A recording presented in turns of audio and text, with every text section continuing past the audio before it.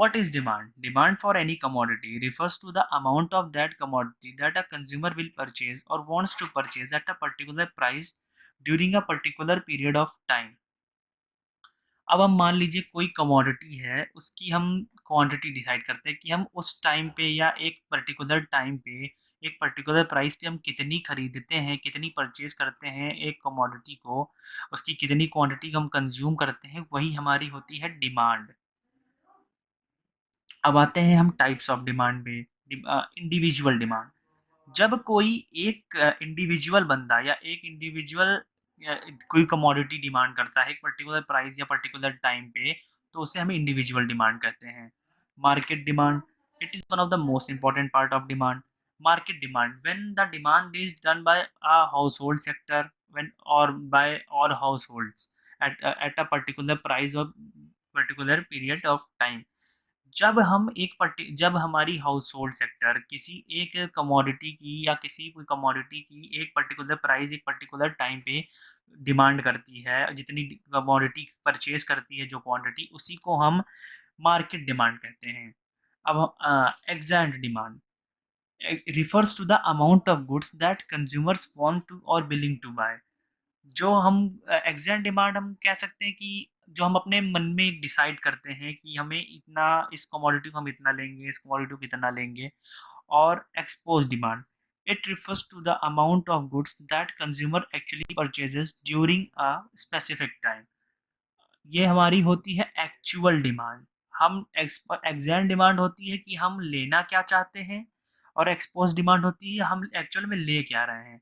Suppose करिए हमने अपने मन में डिमांड की कि, या हमने सोचा कि हम एक BMW कार लेंगे, बट हमारे पास जो बजट है या हमारे पास जो प्राइस हम पे कर सकते हैं एट द पर्टिकुलर टाइम, वो है एक होंडा सिटी कार का।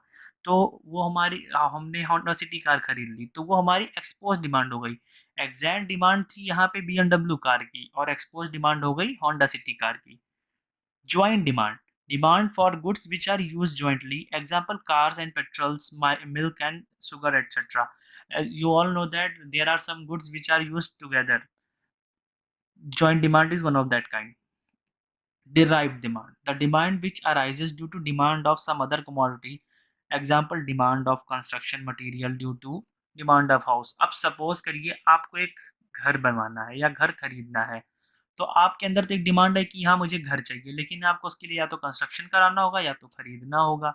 तो कंस्ट्रक्शन कराने के लिए फिर कंस्ट्रक्शन मटेरियल की ज़रूरत पड़ेगी, like bricks, cement, steel rods etcetera.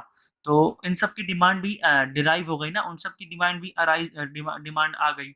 सिर्फ किस वजह से, एक हमें घर बनाना था, इस वजह से अदर प्रोडक्ट्स की भी डिमांड आ गई। तो यहाँ पे जो कंस्ट्रक्शन मटेरियल्स की जो डिमांड राइज हुई, उसे ही हम कहते हैं डिराइव डिमांड। अब हम आते हैं कंपोजिट डिमांड पे। Demand for multipurpose goods. अब मल्टीपर्पस गुड्स क्या होते हैं? जो वो गुड्स जिनका हम मल्टीपल यूज कर सकते हैं। वो जैसे क्या, स्टील हो गया, आयरन हो गया, मेटल्स। स्टील से हम क्या करते हैं, यूटेंसिल्स बनाते हैं, और लाइक कभी कभी हमने कंस्ट्रक्शन से भी यूज करते हैं। आयरन आयरन आप जानते ही हो कि मोस्ट ऑफ द चीजें आयरन से ही बनाई जाती हैं। ठीक है। अब हमारे पास नया नेक्स्ट पॉइंट जो है वो है फैक्टर्स अफेक्टिंग डिमांड। प्राइस, और there is always an inverse relationship between the price and quantity of a quantity demanded of a commodity। आप ये बात आप एक जनरल सेंस में आप जान सकते हैं कि जब भी किसी कमोडिटी की प्राइस बढ़ती है, तो उसकी डिमांड ऑटोमेटिकली हम कम कर देते हैं, या ऑटोमेटिकली उसकी डिमांड कम हो जाती है। क्योंकि एज़ अ कंज़्यूमर हम कभी ये नहीं चाहेंगे कि हम कोई भी प्रोडक्ट एक हाई प्राइस पे खरीदें। हम हमेशा चाहते हैं कि हम कोई भी प्रोडक्ट लो प्राइस पे ज़्यादा से ज़्यादा मिले। इसलिए जब भी प्राइस ज़्यादा होगा, क्वांटिटी कम होगी, प्राइस कम होगा, क्वांटिटी ज़्यादा होगी। Coming to the next important point, income. Income is also one of the main factor affecting demand. Income. After price, income of the consumer is also an important factor determining demand. There is a direct relationship between income and quantity demanded। देखिए सीधी सी बात है, कोई भी product हम उतना ही demand करते हैं जितनी हमारी इनकम अलाउ करती है। कोई भी प्रोडक्ट हम अबव आवर इनकम जाके नहीं ले सकते हैं। सपोज करिए हमारी इनकम 10,000 है, और हमें कोई प्रोडक्ट लेना है 11,000 12,000 का, तो दैट इज नॉट पॉसिबल। और अगर मान लीजिए हमारी इनकम 10,000 और उस प्रोडक्ट का प्राइस 8,000, 9,000 और 10,000 है, तो हम उसको ले सकते हैं। या फिर मान लीजिए हमारी इनकम बढ़ जाती है, तो क्वांटिटी डिमांडेड हम कोई भी, अब क्या है, अब ज़्यादा चीज़ों की डिमांड कर सकते हैं।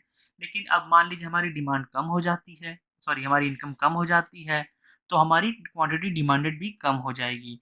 लेकिन ये रिलेशनशिप जो है ये हमेशा सेम नहीं होती, this is not always same. Inferior goods are those goods which are of low quality and which show inverse relationship between income and demand.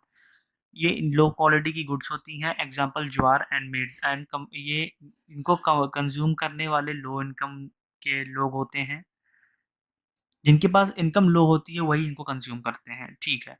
अब इनका रिलेशनशिप क्या होता है वो इम्पोर्टेंट है इनकम और डिमांड के साथ। अगर इनकम बढ़ती है कंज्यूमर की, तो इंफीरियर गुड्स की जो डिमांड होती है वो कम हो जाती है, और अगर इनकम कम होती है कंज्यूमर की, तो इनकम इंफीरियर गुड्स की डिमांड बढ़ जाती है। क्योंकि अगर इनकम बढ़ जाती है कंज्यूमर की, तो वो इंफीरियर गुड्स से नॉर्मल गुड्स पर शिफ्ट करने की कोशिश करेगा, इसलिए इनकी डिमांड कम हो जाएगी and vice versa. Inexpensive goods of necessities. Demand for such goods increases up to a certain level, with increase in income after that remains constant. Inexpensive necessities में हमारी आती है लाइक लाइवलीहुड की प्रोडक्ट्स, कह सकते हैं हम। Salt is the best example of inexpensive goods of necessities. अब ऐसा तो है नहीं कि हमारी इनकम बढ़ती जा रही है तो हम सॉल्ट का कंजम्पशन बढ़ाते जाएंगे, उसको हम एक लेवल पे जाके स्टेबल कर देंगे कि हम इसके आगे सॉल्ट नहीं कंज्यूम करेंगे, क्योंकि ऐसा तो है नहीं कि हमारी इनकम बढ़ती जा रही तो हम सॉल्ट बढ़ाते ही जाएंगे। सॉल्ट का कंजम्पशन एक लेवल पे जाके फिर कांस्टेंट हो जाएगा। इसी ही हम एक्सपेंसिव गुड्स ऑफ नेसेसिटीज कहते हैं। तो यहाँ क्या होगा, इनकम के साथ हमारी क्वांटिटी डिमांडेड एक लेवल तक बढ़ेगी, लेकिन उसके बाद कांस्टेंट हो जाएगी। Taste and preferences. Favourable taste and unfavourable taste, दो तरह के हमारे टेस्ट होते हैं, favourable taste and unfavourable taste. Suppose करिए मार्केट में एक इस समय स्मार्टफोन आए हैं क्वाड कैमरा वाले, तो हमारा मन कहेगा कि हम क्वाड कैमरा वाला फ़ोन लें, वो हमारे क्या कहते हैं टेस्ट के अकॉर्डिंग फेवरेबल है। बट सपोज करिए अगर आपको सेम प्राइस में या थोड़ा बहुत ऊपर नीचे प्राइस में आपको ट्रिपल कैमरा या डुअल कैमरा वाला फ़ोन मिलता है, तो आप नहीं लोगे, क्योंकि वो आउट ऑफ द फैशन हो गया है, वो हमारे टेस्ट एंड प्रेफरेंसेस के अकॉर्डिंग नहीं है। तो कंज्यूमर टेस्ट एंड प्रेफरेंसेस एक अच्छा रोल प्ले करती हैं गुड्स के डिमांड में। अब हम आते हैं प्राइस ऑफ रिलेटेड गुड्स। सबसे पहला एग्जांपल हमारा प्राइस ऑफ रिलेटेड गुड्स का है, substitute goods. Those goods which satisfy the same type of demand and can be used in place of one another, example T and coffee. वो goods जो same तरह की हमें utility देते हैं, same तरह की हमारी क्या कहते हैं कि हमें सेम तरह की सेटिस्फैक्शन देते हैं और एक दूसरे की जगह पे यूज़ किए जा सकते हैं, उन्हें हम सब्स्टिट्यूट गुड्स कहते हैं। Tea and coffee are the best examples. तो यहाँ पे प्राइस का और डिमांड का रिलेशनशिप ये होता है कि अगर सपोज करिए टी की प्राइस बढ़ जाती है और कॉफ़ी की प्राइस नॉर्मल वही स्टेबल रहती है, तो यहाँ पे क्या होगा, टी की प्राइस बढ़ गई जिससे कॉफ़ी की डिमांड बढ़ जाएगी, क्योंकि दोनों सेम सेटिस्फैक्शन दे रही हैं और कोई भी कंज्यूमर हाई प्राइस पे कोई कमोडिटी कंज्यूम करना नहीं चाहेगा। अब हम आते हैं कॉम्प्लीमेंट्री गुड्स पे। Those goods which are used jointly and are complementary to one another, which are used together. There is an inverse relationship between the demand for goods and price of its complement. Example, an increase or decrease in price of petrol causes not only a decrease or increase in the demand of petrol, but it also causes a decrease or increase in demand of cars. Suppose करिए दो goods हैं जो jointly use होते हैं, like car and petrol. तो अगर car की price बढ़ जाती है या पेट्रोल की प्राइस, मान लीजिए पेट्रोल की प्राइस बढ़ जाती है, तो उससे क्या होगा, इससे तो दो इफेक्ट होंगे। एक तो हमारा कार की डिमांड पे इफेक्ट आएगा, दूसरा हमारी जो पेट्रोल की डिमांड होगी, पेट्रोल की प्राइस बढ़ने के कारण पेट्रोल की भी डिमांड कुछ हद तक कम हो जाएगी। पेट्रोल की डिमांड कम हो जाएगी तो उससे क्या होगा, पेट्रोल की डिमांड कम हो जाएगी तो कार की डिमांड भी कम हो जाएगी। और एक पहलू इसका ये भी होगा कि मान लीजिए पेट्रोल का प्राइस बढ़ गया, इस वजह से कार की डिमांड भी कम हो गई, ठीक है। अब हम आते हैं कंज्यूमर एक्सपेक्टेशंस पे कि कंज्यूमर अपनी क्या एक्सपेक्टेशंस करता है फ्यूचर में। लाइक कि गुड्स की अवेलेबिलिटी क्या होगी, प्राइसेज़ क्या होंगे, उनकी इनकम क्या होगी, ये एक इम्पोर्टेंट रोल भी प्ले करते हैं। मान लीजिए कंज़्यूमर ये एक्सपेक्ट करता है कि फ्यूचर में ये गुड महँगी हो जाएगी या एक्सपेंसिव हो जाएगी, तो वो उस गुड्स को अभी खरीद के स्टोर करना सही समझेगा। या फिर मान लीजिए कंज़्यूमर को ये लगता है कि फ्यूचर में उनकी इनकम बढ़ जाएगी, तो वो उस प्रोडक्ट का कंज़म्पशन फ्यूचर में ज़्यादा कर देंगे। फ्यूचर में उस चीज़ की डिमांड बढ़ जाएगी, तो और या फिर मान लीजिए कि प्राइज़ेज़, प्राइज़ेज़ सबसे इम्पोर्टेंट फैक्टर है। हम फिर से एक बार प्राइस पे वापस आते हैं।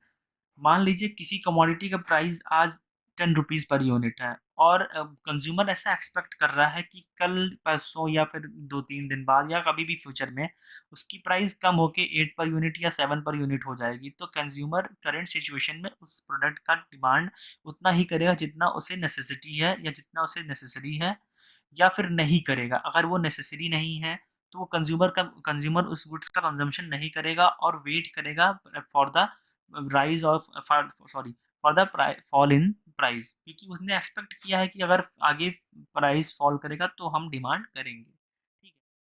Consumer credit facility, easily availability, more demand and vice versa.